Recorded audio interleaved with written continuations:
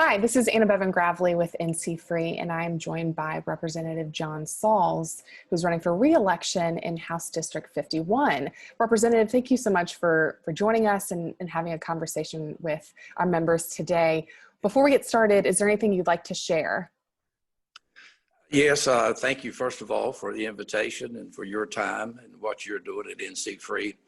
I would just share with the people that I pastored a church in Broadway. Started out as a biker ministry. Started out with about 35 to 40 people. And I'm talking about real bikers, not doctors with Harleys. And I rode, my wife and I rode. And so anyway, God called me to the ministry, and I had pastored bivocationally for 5 years at a church. And then he called me to help with this ministry. And I became the first pastor. And he gave me a vision for 1,000 in a town of 1,000. Broadway, North Carolina was just outside of Sanford, about 5 miles. And it just population back in 95 was 1,000 people. It's grown to 1,100 in all these years. A beautiful little town. But he gave me a vision of 1,000 people. And we had 56 people that Sunday when I went to a seminar at Regent University. And today it's running, before the pandemic, was running over 1,000 people, with people coming from 6 to 7 counties every week. So that's my background for his ministry for 26 years and that church for 22. But while I was pastoring the church, it was growing, and God called, and literally, I mean this from the bottom of my heart, I never wanted to be a preacher or a politician, ended up both. And so he called me to run for county commissioner. And the church was growing, so it made no sense. But after a lot of prayer, my wife and I ran in 98 and was elected that November. And I served 4 years and was vice chair of the commission. And I had planned on not running again for commissioner because the church literally doubled in attendance the 4 years I was a commissioner. But then, you know, God called me. You don't have enough time for me to tell you the details, but he called me to run for the House, which made no sense because the church had just doubled. So I ran in 02, was elected that November, and sworn in January of 03. I went in at the time with the largest class in the history of the General Assembly. We had about 20 Republicans, and there was, I think, 17 Democrats. I was elected chair of my class, and Rick Glazier, that's well known, was elected chair of the Democrats. And in my class was Tim Moore, Bill Daltrich, who ended up in the administration with McCrory, Patrick McHenry, who's now in Congress, and then there was Becky Carney, the Democratic side, Rick Glazier, Margaret Dixon, and Lucy Allen, and people like that. Since former Gene Butterfield, we had a really good class, and we actually went out to dinner together. Rick and I got our classes to go out to dinner, and it was really nice back then. But so anyway, in 03 through 06, my 4 years, my first two terms in the General Assembly, after I left commissioner, it doubled. My church doubled again. I had to go into a building program in a 4-year period, so I did not run. I prayed and said, if you'll furnish the money, God, I'll build this, I'll add to this church. So I didn't run again. And so that was in 06 when I did not, at the end of that year was my last year. 10 years later, I retired from that church after 22 years and ran again in 16. I announced to my people, this is my last year and I'm gonna run for the House again. And I was blessed to be reelected in 16, November 16. So I've been serving in 17 till now, till present, and running again. After I left the General Assembly, the community college is my heartbeat. I support, everybody supports our K-12 universities, but I'm a community college person. I've loved the community college. And after I left the House, I was appointed by a Democratic speaker as co-chair of the community college committee when we were in the minority and as Republicans. And when I left, I became a trustee at Central Carolina Community College in Sanford. And I'm a Vietnam veteran, Vietnam era veteran, served a short time in the Army. So that's and I'm married with 3 grown children and 4 grandchildren. So that's our claim to fame. Awesome. Awesome. Well, thank you so much for sharing with us. We're just going to dive into the questions. Okay. Have you ever owned a business or been in a management position within a business? I've been in a management position. I was a terminal manager for Keenan, living in Sanford, but managed Keenan Transport Company in Apex. We hauled tractor trailer loads of propane gas to big industries and to distributors in 3 states from my terminal. When I became the terminal manager, we had 8 trucks and 10 drivers, about an $800,000 budget back in 1990. After 5 years, we doubled the fleet to 16 tractor trailers, and the company asked me to see how many trucks I could run around the clock, 12-hour shifts. Mm-hmm. So I called them back and said I can do half my fleet. So in effect, we had 24 trucks because 8 of them running around the clock, and we took the budget from 800,000 to 2.5 million. Wow. As a manager in that 5-year period. And I loved Keenan Transport, Keenan Stadium, Mr. Frank Keenan, who did all that. I loved the company, but the church grew. I was pastoring then too, and the church grew so much I had to leave the ministry. And a very regretful thing for leaving that company. But my president of the company said, "John, I know it's going to work out, but if it doesn't, you can always come back." So that meant a lot to me. But we pastored that long. And then being a pastor, starting with 35 or 40 people, we had to start storefront buildings. Mm-hmm. And I actually, I always give God the credit for everything instead of but the church grew from 35 or 40 to about 800 a week when I was pastoring in those 22 years of there. Mm-hmm. People coming from 6, 7 counties to come to that church. It's an awesome church, upbeat, great music. And, we had ministry for the K through K, from kindergarten right on up to the seniors, so reaching the whole family. So very blessed. So to manage, I ended up with 8 employees that I managed at the church. And we built 22,800 square foot of building on 29.5 acres. So that's you have to manage. That was a bigger task than managing Keenan. Yeah, wow, that's a lot. Would you say that the current level of taxation, federal and state, is too high, too low, or just about right? I think it's just about right. I think the corporate tax at 2.5%, that's probably needs to stay there. But and the evidence is companies are leaving the Northeast and flocking down here because of our first of all, corporate tax. That's number one. Number two, we do have the universities, we do have the workforce. But I remember when North Carolina was before I ever got in General Assembly, was after, or maybe I was a commissioner, we were after Mercedes, and they ended up in Alabama. And I thought, why Alabama?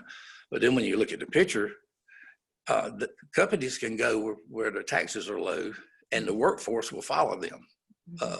Look at our population going from to now the 9th most populated state in the union at 10,600,000 people.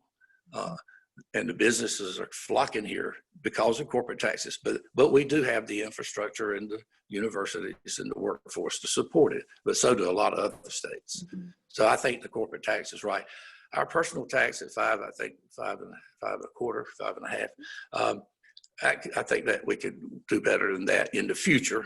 But the good news is last year we lowered we had $17,500 exemption for the first 17.5. We raised that to 20. So the good news is the first 20,000 is tax free. Then it kicks into the personal tax. So I think it's just about right. Like I said, personal taxes, as we grow and as the economy gets back, I think, and the economy grows, maybe we can lower that. Yeah. Do you feel it's appropriate for the state or local governments to offer incentives to private businesses in consideration of locating, expanding, or conducting business in a particular part of the state?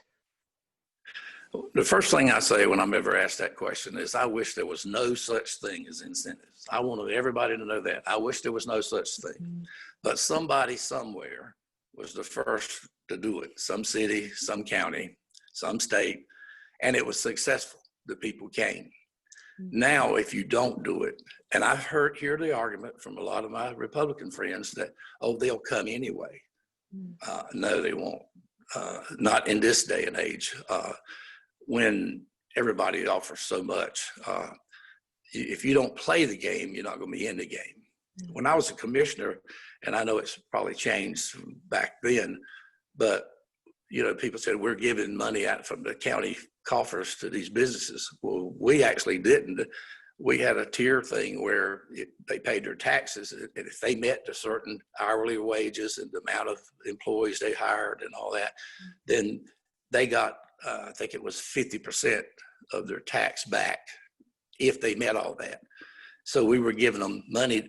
So it's like if you have 4 quarters, they gave us 4 quarters the first year, we gave them 2 quarters back. So we still had 50 cents that we would not have had, besides all the tax on the machinery or the buildings and the jobs it created.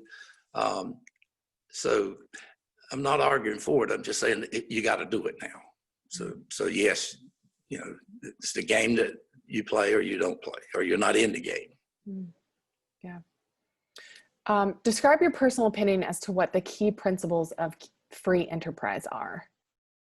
I wrote this down, so I'd like to read it verbatim. Please, yes. I think it's a pretty good definition that I think is good anyway. And I wrote, to me, free enterprise is the people have a right to buy and sell property, to create and own business with as little interference from government as possible. At the same time, understanding that there has to be some oversight, because there are people that will not do what they're supposed to do. So you have to make sure that the workers are safe and that the restaurants are clean. So I understand regulation, but I think that the free enterprise is the right to create and own businesses and to buy and sell. Awesome, thank you. In your opinion, what is the appropriate balance in the scope of federal and state regulatory requirements on business? And what, in your opinion, is the best way to balance the appropriate protections without impugning economic vitality? I think this leads straight, it's like next logical question after your answer to free enterprise. Yeah, it's almost the same question. You can answer it, but both questions the same way in a way. But first of all, I think that businesses self-regulate. And if they don't, they will not be successful. People will not come. So the first obligation is to the business itself. If I start a business, I'm going to want it to be successful, and I want my employees safe, and I want the food to be clean if it's a restaurant, or the workplace to be safe. And there are people that shortcut. So we need regulation and regulators to come in and spot check things and to make sure there's no electrical problems or whatever. It could be a fire. So I understand it. But also I think that we need to be careful when we have agencies, state agencies that regulate, or county agencies or cities, we need to hire people and pay them good to do that job and let them be the best in that field. Pay them enough that they'll quit their job, their business, and go work and regulate others. But put people, make sure that they know what they're talking about.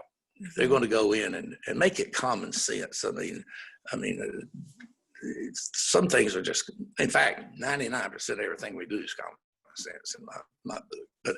But I just think that we need qualified people doing the regulatory actions. Yeah. So if reelected, what will be your top 3 priorities as it pertains to the business community? I'm going to read them off, the 3, and then expound. First of all, it's economic development. That's why this state's growing, and good jobs, and people are coming because we're a great state. And if you don't have, when I ran for commissioner, I'll never forget in 98 when I was running, I said, everybody wants good roads and good schools and good colleges and universities and good this, good that. You have none of that without economic development. That's the engine that drives the whole economy and everything we do. So economic development, number one. And I think our state's doing a great job right now as the evidence of what's going on. Then law enforcement, our state law enforcement and law enforcement in general is number two. And I say that has nothing to do with the riots and things we've been seeing. Everybody's jumping on the law and order bandwagon. I'm law and order before any of this. And I'll expound on that in a minute. And then, of course, education/community college. And so go back to economic development. Forbes, once again, has named us the best state in the union to do business. And I just want to continue to help the state as a legislator keep that record. When we're ahead of Texas and Virginia and all the rest of them, we're number one. You can't beat that. And that's why businesses are coming here. And then law enforcement, SBI, Highway Patrol, correctional officers. From the state perspective, our highway patrolmen, when I went back in 17, they went to school for training to be a trooper. They came out making 33 or 33.5. That's nothing for them to put their life on the line and do the hours they do. In fact, we were paying them so bad as a state that they were leaving. About the time they got trained good, they were leaving for Raleigh and Winston-Salem and Charlotte and other cities. The cities were paying better than the state. And, I remember as a child wanting to be a highway patrolman. And I remember seeing in the paper when I was probably 15 or 16, we were voted best dressed troopers in the nation, so we took pride in our patrol. When they got out making 33, 33.5, it took them 9 years without a promotion to get the top pay of $64,000. What we did a couple of years ago was raise their pay to $44,000 when they come out of school, $44,000. And instead of taking 9 years to go to $64,000, we moved it to 6. So they knew when they got out of school at 44, within 6 years, they were getting a $20,000 raise. So we're not going to be losing the troopers to these municipalities like we were. And now I've talked to a lot of troopers and they're proud to be troopers. They're proud to be law enforcement. And they know that we made that step to help them. And then along with that law enforcement, correctional officers. As you know, we had a correctional officer, a sergeant, a female, hit it in the head with a fire extinguisher down, I think, around Elizabeth City in that area, and killed. And the very next year, we had 4 officers at Pasquotank at a riot. 2 females were stabbed and beaten with hammers, and 2 males. We lost. So in 5 years, in 2 years, we lost 5 correctional officers. We moved their death benefit. I forgot what it was, but it was low. We moved it to $100,000 and made it, when we made the law, we made it retroactive back to cover those 5 families for $100,000. And we've got to raise their pay. Sadly, the society has gone to the point where a lot of the people in prison do not value their officers or the staff, and they're having urine and feces thrown on them. And we're in dire straits right now. We've got to get our correctional officers paid. We have a severe shortage of correctional officers. We used to have, a couple of correctional officers take the inmates out to clean the roads and stuff, and that's stopped now because they don't have enough people to do that. So these are the people that don't get attention, and so I like to bring some attention to that. And now then the education, K-12 university system and community college. We have the 3rd largest community college system in the nation, but we pay our staff at the 47th level. And so I put a bill in this year knowing this part won't go pass, I put a bill in for Representative Hurley and myself to put in the budget the average daily membership to fund it, which we did. But in that bill, a 5% raise for community college employees. With the economic pandemic, the money's not there. But I'm going to keep blowing that horn, getting attention to the fact that we got to start paying they have to have a master's degree to teach at the community college. And we have given the teachers raises 5 years in a row. And last year, 19, there was a raise in the veto budget for them. So we're doing better with them. And I think the average pay is about 54. Some make less, some make more, but around 54. Community colleges around 47,000. They have to have a master's degree. They have a bachelor's degree. So we want to bring the community college pay up. Yeah. Well, thank you. Those are three very very intentional priorities. If reelected, I really appreciate you going into detail about those. Before we close out our time together, where can our members go to learn more about you? First of all, they can call my office in Raleigh at 919-715-3026. They can look it up. Just Google General Assembly. They can get my contact there. As far as the website, it's johnsauls.nchouse.com. johnsauls.nchouse.com. Facebook, John Sauls for NC House, and they'll be able to get up with me. Awesome. And my home number is listed in the book. And so they're welcome to use it also. Fabulous. Awesome. Thank you so much for your time. And I hope you have a great rest of the day and good luck on the campaign trail. You too. And you take a deep breath now because this is your last one.